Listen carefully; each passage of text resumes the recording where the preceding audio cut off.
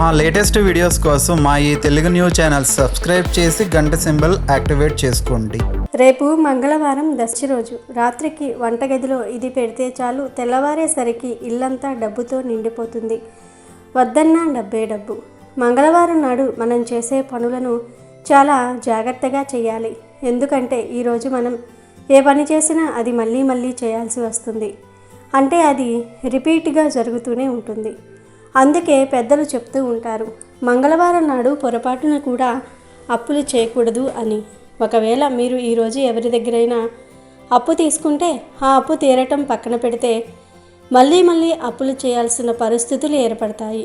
అప్పుల ఊబిలో కూరుకుపోయే ప్రమాదం ఉంటుంది. అందుకే మంగళవారం నాడు అప్పు తీసుకోవద్దు అంటారు. కానీ అప్పులు తీర్చడానికి మాత్రం ఇది అద్భుతమైన రోజు. ఈ రోజు కనుక మీరు పాత అప్పులు తీర్చడం మొదలు పెడితే భవిష్యత్తులో అప్పులు చేయాల్సిన అవసరం రాదు. ఇదంతా ఎందుకు చెప్తున్నామంటే ఈ రోజుకు ఉన్న అపారమైన శక్తి అలాంటిది. ఈరోజు మనం సంకల్పించుకుని ఒక చిన్న పరిహారం చేసినా చాలు, అది మన జీవితంలో మళ్ళీ మళ్ళీ ఐశ్వర్యాన్ని ఇచ్చేలా మారుస్తుంది.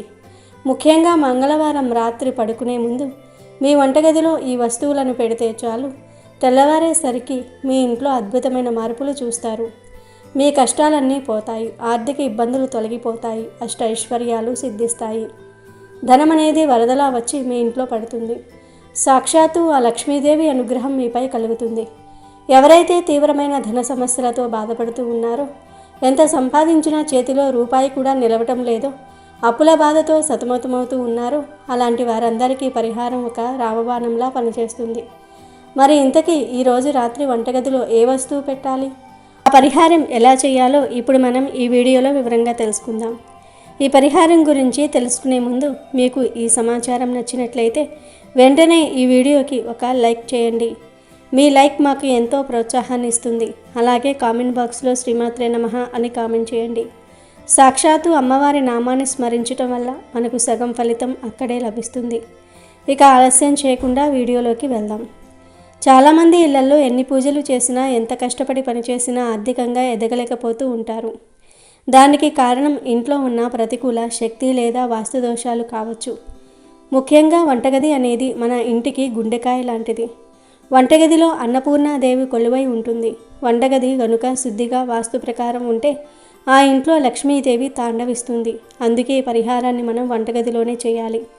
మంగళవారం రాత్రి మీరు భోజనాలు ముగించుకొని వంటగదిని శుభ్రం చేసుకున్న తర్వాత పడుకునే ముందు ఈ పని చేయాలి. దీనికోసం మీరు ఒక ఎరుపు రంగు లేదా పసుపు రంగు వస్త్రాన్ని తీసుకోవాలి. ఎరుపు రంగు కుజుడికి ప్రీతికరమైనది, పసుపు రంగు గురువుకు అంటే బృహస్పతికి సంకేతం. ఈ రెండు రంగులు కూడా ఐశ్వర్యాన్ని ఆకర్షిస్తాయి. ఆ వస్త్రం శుభ్రంగా ఉండాలి. ఇప్పుడు ఆ వస్త్రంలో ఒక గుప్పెడు గల్లులుప్పు వేయాలి. ఉప్పు అంటే సాక్షాత్తు లక్ష్మీదేవి స్వరూపం. సముద్రం నుండి పుట్టింది కాబట్టి ఉప్పుకు నెగిటివ్ ఎనర్జీని లాగేసే శక్తి ఉంది. ఆ ఉప్పు పైన కొంచెం సెంటు అంటే అత్తరు చల్లాలి.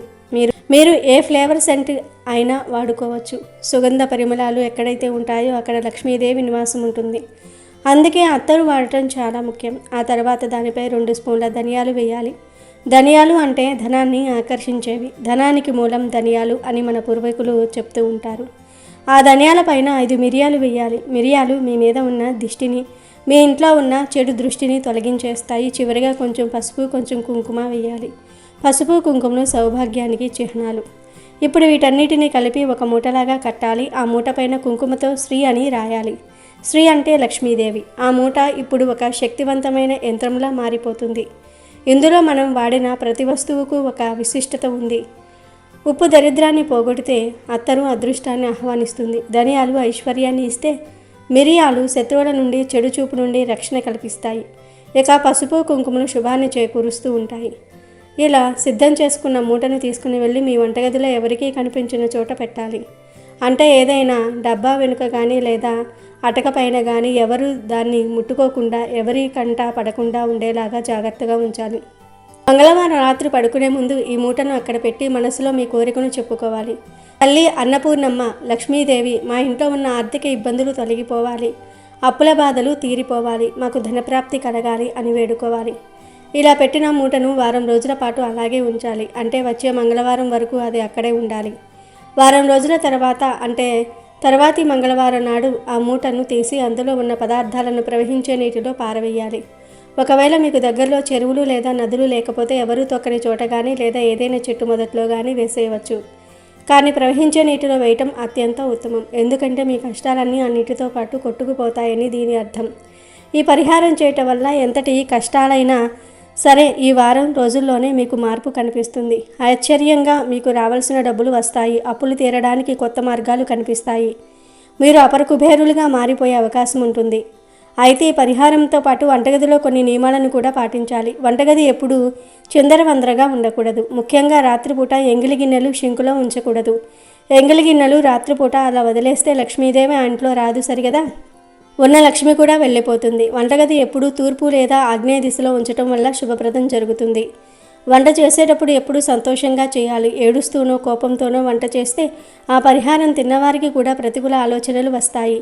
అలాగే వంటగదిలో ఉన్న ఉప్పు డబ్బా కూడా ఎప్పుడూ నిండుగా ఉండాలి. ఉప్పు ఖాళీ అవ్వకముందే కొత్తది తెచ్చి పెట్టుకోవాలి. వీలైతే వంటగదిలో ఒక చిన్న లక్ష్మీదేవి ఫోటోను లేదా అన్నపూర్ణాదేవి ఫోటోను పెట్టుకుని రోజు పూజించుకుంటే ఇంకా చాలా మంచిది. ఈ చిన్న చిన్న మార్పులు మరియు మంగళవారం నాటి ఈ శక్తివంతమైన పరిహారం మీ జీవితాన్ని మలుపు తిప్పుతూ ఉంటుంది. నమ్మకంతో చేయండి, ఫలితం ఖచ్చితంగా ఉంటుంది. మీకున్న సమస్యలు ఏవైనా సరే ఈ పరిహారం ద్వారా తొలగిపోతాయి. ధన ప్రవాహం పెరుగుతుంది. ఇంట్లో సుఖశాంతులు నెలకొంటాయి. మంగళవారం రోజు చేసే ఈ పరిహారం వెనుక ఉన్న అంతరార్థం ఏమిటంటే, కుజుడు అంటే అగ్నితత్వానికి ప్రతీక. మన వంటగది కూడా అగ్నితో సంబంధం ఉన్న చోటు. అందుకే అగ్ని సంబంధిత స్థలంలో ఈ పరిహారం చేయటం వల్ల ఫలితం చాలా త్వరగా వస్తుంది. ఈ మూటను మీరు పెట్టినప్పుడు మీ మనసులో ఎటువంటి ప్రతికూల ఆలోచనలు ఉండకూడదు. కేవలం శుభం జరుగుతుందనే గట్టి నమ్మకంతో చేయాలి. ఈ పరిహారం చేసేటప్పుడు ఎవరితోనూ మాట్లాడకుండా నిశ్శబ్దంగా చేయటం ఇంకా మంచిది. అలాగే మీరు ఈ పరిహారం చేస్తున్నట్లు ఎవరికీ చెప్పకూడదు. రహస్యంగా చేసే పరిహారాలకే శక్తి ఎక్కువగా ఉంటుంది. వారం రోజుల తర్వాత మీరు ఆ మూటను తీసేటప్పుడు కూడా అంతే భక్తితో తీయాలి. ఈ ప్రక్రియలో వాడిన వస్త్రం మళ్ళీ వాడుకోవచ్చు, కానీ దాన్ని శుభ్రంగా ఉతికిన తర్వాతే వాడాలి. ఈ వారం రోజుల్లో మీ ఇంట్లో జరిగే సానుకూల మార్పులను మీరు గమనిస్తారు. అనవసరపు ఖర్చులు తగ్గిపోతాయి. ఆదాయం పెరిగే మార్గాలు సుగమం అవుతాయి. ఒకవేళ మీరు వ్యాపారం చేస్తున్నట్లయితే మీ వ్యాపారంలో లాభాలు రావటం మొదలవుతూ ఉంటాయి. ఉద్యోగస్తులకైతే ప్రమోషన్లు లేదా జీతాల పెరుగుదల వంటి వార్తలు అందుతాయి. ఇదంతా సాక్షాత్తు ఆ ప్రకృతి మాత మరియు లక్ష్మీదేవి అనుగ్రహం వల్లే సాధ్యమవుతుంది. కాబట్టి ఈ అద్భుతమైన పరిహారాన్ని తప్పకుండా పాటించండి. మీ జీవితంలో వెలుగులు నింపుకోండి. ఈ సమాచారం మీకు ఎంతో ఉపయోగపడుతుందని ఆశిస్తూ ఉన్నాను. ఇలాంటి మరిన్ని ఆధ్యాత్మిక మరియు పరిహార విషయాల కోసం మన ఛానల్ను ఫాలో అవుతూ ఉండండి. ఈ వీడియోను మీ మిత్రులకు, శ్రేయోభిలాషులకు షేర్ చేయండి. తద్వారా వారు కూడా ఈ సమస్యల నుండి గట్టెక్కే అవకాశం ఉంటుంది. మీకు ఏదైనా సందేహాలు ఉంటే కామెంట్లో అడగవచ్చు. ఈ పరిహారం చేసేటప్పుడు శుచిగా ఉండటం ముఖ్యం. స్నానం చేసిన తర్వాత ఈ పరిహారం చేయాలి. ఒకవేళ ఇంట్లో ఎవరైనా బహిష్ట ఉన్నా లేదా సూతకం ఉన్నా ఆ సమయంలో ఈ పరిహారం చేయకూడదు. అది అయిపోయిన తర్వాత వచ్చే మంగళవారం నాడు చేసుకుంటే చాలా మంచిది. నమ్మకమే పెట్టుబడి, భక్తే ఆయుధం. రేపు మంగళవారము ఒక నిమ్మకాయను ఈ ప్రదేశంలో పడవేయండి చాలు. మీకు ఉండే అప్పులన్నీ కూడా తీరిపోతాయి. మీరే అప్పులు ఇచ్చే స్థాయికి వెళ్తారు. మీ డబ్బు సమస్యలన్నీ కూడా తొలగిపోతాయి. మీరు కోటీశ్వరులు అవుతారు. మీ ఇంట్లో ఉండే దరిద్ర బాధలన్నీ కూడా దూరమైపోయి మీరు పట్టిందల్లా బంగారం అవుతుంది. ఆషాఢ మంగళవారం రోజు ఒక్కో నిమ్మకాయతో ఈ పరిహారం చేస్తే చాలు, అద్భుతమైన ఫలితం వస్తుంది. మీ జీవితం మారిపోతుంది.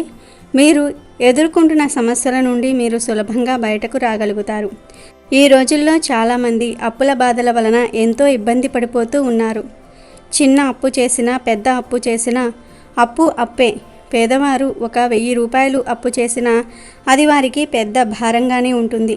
కోటీశ్వర్లకు 1000 రూపాయలు అనేది పెద్ద అప్పులాగా అనిపించదు. కానీ కోటీశ్వర్లు కూడా కోట్లల్లో అప్పులు చేస్తూ ఉంటారు. ఆ అప్పులు తీర్చడానికే ఎంతో కష్టపడిపోతూ ఉంటారు.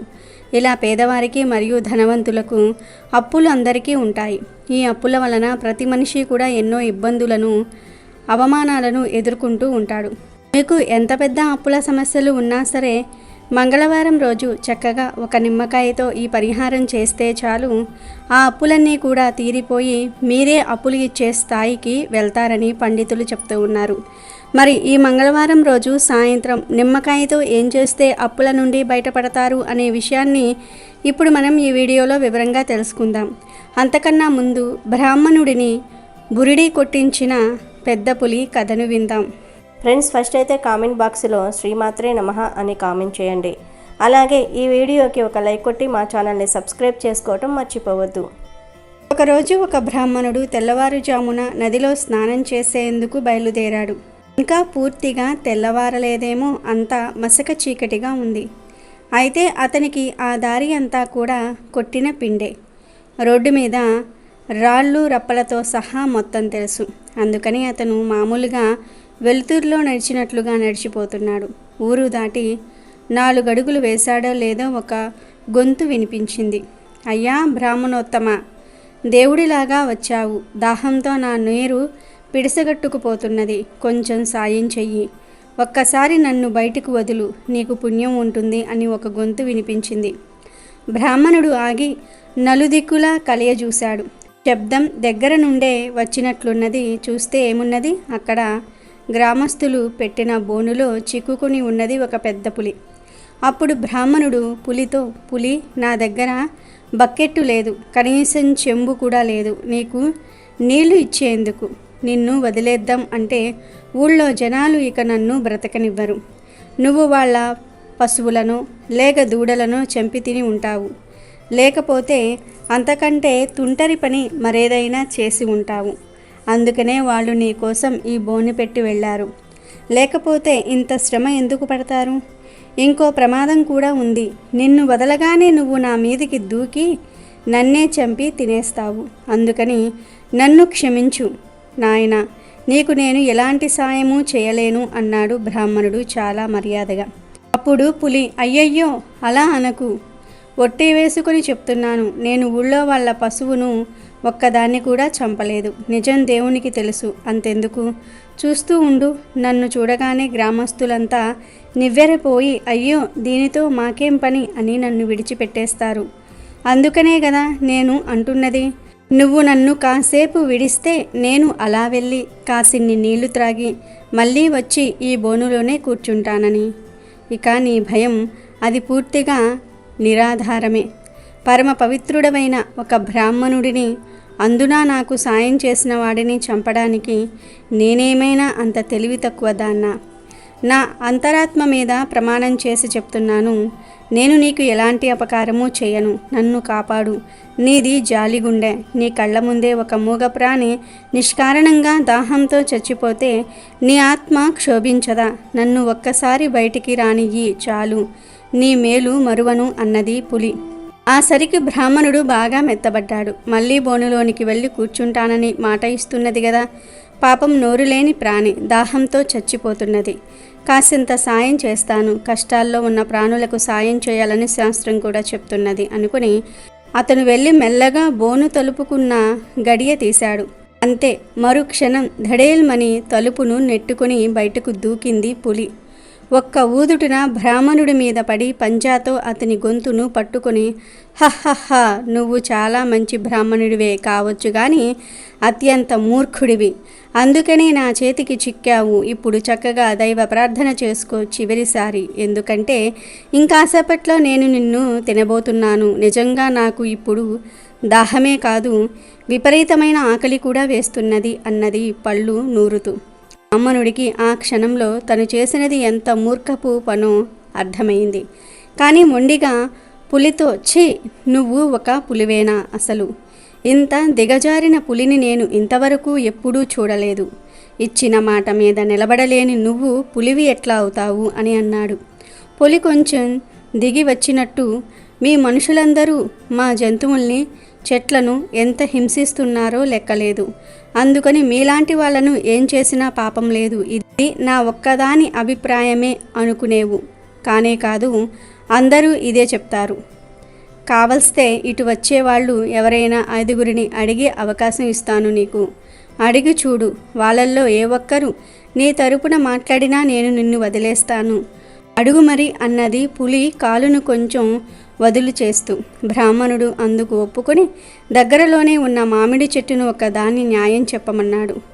మీ మనుషులు నిజంగానే ఆశపోతులు, నిర్ధాయులను, పచ్చి కసూర్లను కూడా చూడకుండా నా కాయలన్నీ కూడా కోసుకుంటూ ఉంటారు. వాళ్ళు నా ఆకులు పీక్కుంటారు, నా బెరడు మీద చెత్త చెత్త అక్షరాలు చెక్కుతారు. నేను ముసలిదాన్నయ్యాక వచ్చి నా వేర్లతో సహా మొత్తాన్ని ఎత్తుకుని వెళ్ళి తగలబెడతారు. ఈ మనుషులకు అసలు కృతజ్ఞత అనేదే లేదు. వాళ్ళను ఏం చేసినా తప్పులేదు. వాళ్ళ ప్రవర్తన అంత నీచం నిజంగా అన్నది. మామిడి చెట్టు అలా అనటంతో బ్రాహ్మణుడి ముఖం వాడిపోయింది. ఈసారి అతను ఆ దారి వెంట కుంటుకుంటూ పోతున్న ఎద్దును ఒకదాన్ని పిలిచి న్యాయం చెప్పమన్నాడు. అప్పుడు ఎద్దు, మనుషులకు అస్సలు జాలి అనేదే లేదు. పూర్తిగా స్వార్థపరులు వాళ్ళు. నా జీవితమంతా వాళ్ళు నా చేత ఊడిగం చేయించుకున్నారు. అలసిపోయి ఏ కొంచెం ఆగినా నన్ను తిట్టారు, కొట్టారు. ఇంకా పని చేయించుకుంటూనే పోయారు. నేను ముసలిదాన్ని అయ్యాక నా కాళ్ళల్లో బలం తగ్గి కుంటిదాన్నయ్యాక నన్ను తన్ని తగలేశారు. మనుషుల గురించి చెప్పేందుకు నా దగ్గర ఒక్క మంచి మాట కూడా లేదు అన్నదది. ఆ తర్వాత బ్రాహ్మణుడు అటే వస్తున్న ఓ ముసలి ఆవును అడిగాడు ఆశగా. అది కూడా మనుషుల్ని బాగా తిట్టింది. వాళ్ళను ఏం చేసినా తప్పులేదు అన్నది. అంతలో ఒక గాడిద వచ్చిందక్కడికి గెంతుకుంటూ. ఎందుకంటే దాని ముందరి కాళ్ళు రెండిటిని కట్టేసి పెట్టాడు దాని యజమాని. ఇక అది మనుషుల గురించి ఏం చెప్తుందో ఎవరైనా ఊహించుకోవచ్చు. బ్రాహ్మణుడు ఇంకా తటపటాయిస్తూ ఉండగానే పులి దాన్ని పిలిచి అడిగేసింది. మనుషుల కోసం దాని దగ్గర ఒక మెప్పుకోలు కూడా లేదు. మనుషులు ఎంత క్రూరులో ఎకరువు పెట్టిందది. బ్రాహ్మణుడిని చూసి, ఇప్పుడేమంటావు నువ్వు? మీ మనుషులు మా పట్ల ఎంత నిర్దాక్ష్యం చూపిస్తున్నారో అర్థమైంది కదా. ఇక నేను నిన్ను తినవచ్చునా అన్నది. అంతలోనే తడుముకుంటూ వెళ్తున్న ముసలి నక్క ఒకటి దాన్ని కంటపడింది. సరే, నేను నీకు ఇంకో అవకాశం కూడా ఇచ్చేస్తాను. 5వ సాక్షి ఇటే వస్తున్నది. దాన్ని అడిగేస్తే నీ పని అయిపోతుంది. అడిగే దాన్ని అన్నది తొందర పెడుతూ. అప్పుడు బ్రాహ్మణుడి ఆశలన్నీ కూడా అడుగంటిపోయాయి. అయినా ఏం చేయగలడు పాపం. ఇదే చివరి అవకాశమాయే. నక్కని దగ్గరికి రమ్మని అరిచింది పులి. నక్క వచ్చింది, అడుగులో అడుగు వేసుకుంటూ. ముసలితనం వల్ల దానికి కళ్ళు సరిగ్గా కనిపించటం లేదు. అయినా అది చాలా తెలివైనది. పరిస్థితినంతా కూడా క్షణంలో ఆకలింపు చేసుకున్నది. మనిషి తరపున ఏం కొంచెం మాట్లాడినా పులికి కోపం వస్తుంది. అందుకని ఎవరికీ అసలు నిజం చెప్పే అవకాశం లేనే లేదు. అందుకని అది ఇలా అన్నది, మనుషుల కురుత్వాన్ని గురించి నేను కూడా చాలా చెప్తాను. అయితే అసలు ఇక్కడ ఏం జరుగుతుందో నన్ను ఓసారి అర్థం చేసుకొనివ్వండి. ముందు ముసలితనం కదా, నా మెదడు చురుకుగా ఉండటం లేదు. పైపెచ్చు నా చూపు కూడా సరిగ్గా ఆనటం లేదు ఇప్పుడు. అందుకని దయచేసి ఇక్కడేం జరుగుతుందో చెప్పండి మెల్లగా. ఆ పైన నేను అడిగే ప్రశ్నలు కొన్నిటికి ఓపికగా జవాబివ్వండి అని నక్కంది. ముందుగా బ్రాహ్మణుడు తను స్నానానికి వెళ్తున్న సంగతి, పులి పిలిస్తే బోను దగ్గరికి వెళ్ళిన సంగతి, దాని మీద జాలితో తను పులిని విడిపించిన సంగతి, ఇప్పుడు అది తననే తినేయాలని అనుకుంటున్న సంగతి చెప్పాడు. దానికి పులికి ఓపిక బాగా తగ్గిపోయింది. అది మొరటుగా పళ్ళు నూరుతూ, ఇంకా చెప్పేయ్ అల్లుడు, మనుషులంటే నీకు ఎంత అసహ్యమో త్వరగా చెప్పేయ్, నాకు చాలా ఆకలిగా ఉంది అంటూ నక్కను తొందరపెట్టింది. నక్క తల గోక్కున్నది. పులివైపుకు తిరిగి, మామ, నీకు కోపం కలిగించే మాటలేమీ అనను గాని ముందు నాతో సంగతి చెప్పాలి. నువ్వు నీ అంత పెద్ద జంతువు ఇంత చిన్న బోనులో ఎలా పడుతుంది? నిజానికి నువ్వు ఆ బోనులో ఉన్నావన్న సంగతే మింగుడు పడటం లేదు నాకు. ఓసారి చూపించు. ఒక్క క్షణం చాలు. నువ్వు అందులోకి ఎట్లా దూరావు? ఆ గడియ ఎట్లా పడింది అన్నది. పులికి ఓపిక నశించి కోపం వచ్చేసింది. నీ అంత ముసలి డొక్కును, ఇంత తెలివిలేని నక్కను నేను ఎన్నడూ చూడనే లేదు. నేను అందులో ఎలా దూరానో నీకెందుకు ఇప్పుడు? అయినా నీతో మాట్లాడితే మరింత ఆలస్యమవుతుంది తప్ప వేరే ప్రయోజనం ఏమీ ఉండదు. అందుకని చూపిస్తాను చూడు. బోను తలుపు తెరిచి ఉన్నది కదా, ఇట్లాగా నేను ఇట్లా వెళ్ళాను లోపలికి అని చటుక్కున బోనులోనికి దూరింది. ఇంకా దాని మాటలు పూర్తవగానే బోను తలుపు మూసుకుపోయింది. గడియ పడిపోయింది.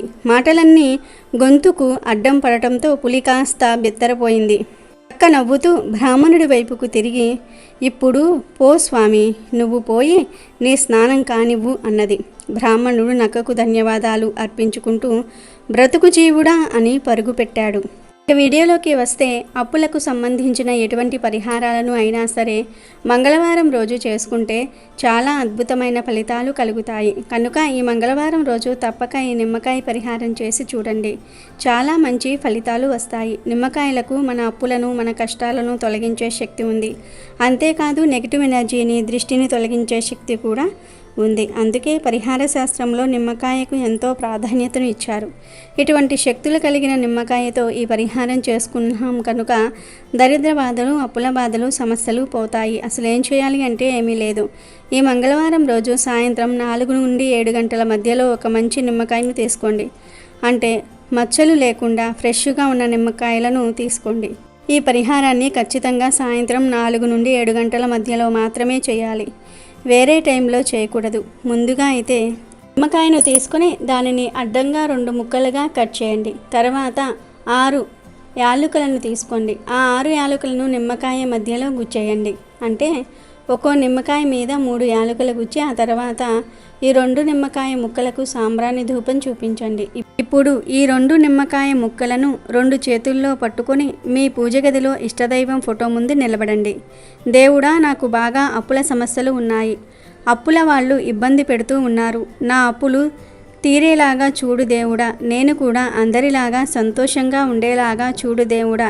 కుదిరితే నేను కూడా అప్పులిచ్చే స్థాయికి ఎదిగేలాగా చూడు దేవుడా అని మీ సంకల్పం చెప్పుకోండి. తరువాత ఈ 2 నిమ్మకాయ ముక్కలను తీసుకుని వెళ్ళి 2-3 రోడ్లు కలిసే చోట పడవేయండి. ఎవరికంటా పడకుండా పడవేయండి. ఇలా మొత్తం 3 మంగళవారాలు వరుసగా చేస్తే ఖచ్చితంగా మీకు ఉన్న అప్పులు తీరిపోతాయి. కాబట్టి మీరు కూడా మంగళవారం రోజు సాయంత్రం నిమ్మకాయతో ఈ పరిహారం చేసి అప్పుల బాధల నుండి బయటపడి ఆనందంగా జీవించండి. అమెజాన్లో బెస్ట్ డిస్కౌంట్స్ కోసం వీడియో డిస్క్రిప్షన్లో లింకు ఉంది, చూడండి. అలాగే మా టెలిగ్రామ్ ఛానల్ సబ్స్క్రైబ్ చేసుకోండి.